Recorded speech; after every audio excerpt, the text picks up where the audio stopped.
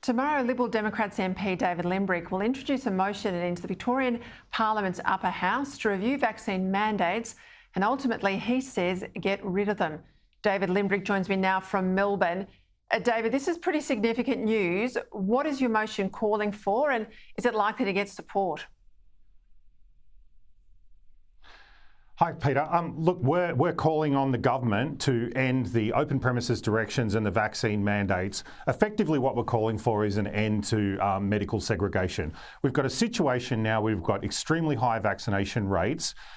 We've also got worker shortages, we've got businesses calling out for customers, and yet we have this ridiculous scenario where 5% of the population, and this we're talking like hundreds of thousands of people, have been forcibly sacked from their jobs because they've chosen not to have the government's chosen medical procedures, and they're not allowed to go out for dinner and go out to restaurants and things like this. Now, the government's response has been to, hand out vouchers and stuff to try and revive the city. Well, I can tell you that increasing the market size by 5% and instantly will probably do a lot more than any sort of voucher system. I'm vaccinated. I wish everyone would go and get vaccinated, but I absolutely support your push to take away these mandates. I believe in freedom, and I find it reprehensible in a free country to have these forced mandates. What's the mood of the crossbench, though? Are you and the opposition? I don't imagine the government's going to support you, but will you get this up?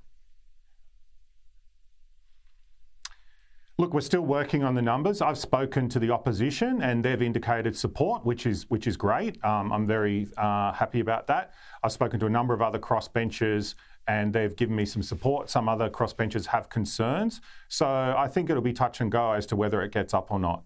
We're hopeful that we can eventually get the support of all the crossbenchers, but ultimately people are going to have to look back at this period of history, how we've treated these people, and we've taken away their rights and dehumanised them and sacked them from their jobs. And I think that this is going to be looked on, in history as a dark period in Victoria. And I think now is the time to take the moral position and let these people have their rights. They've got the same rights as every other Victorian.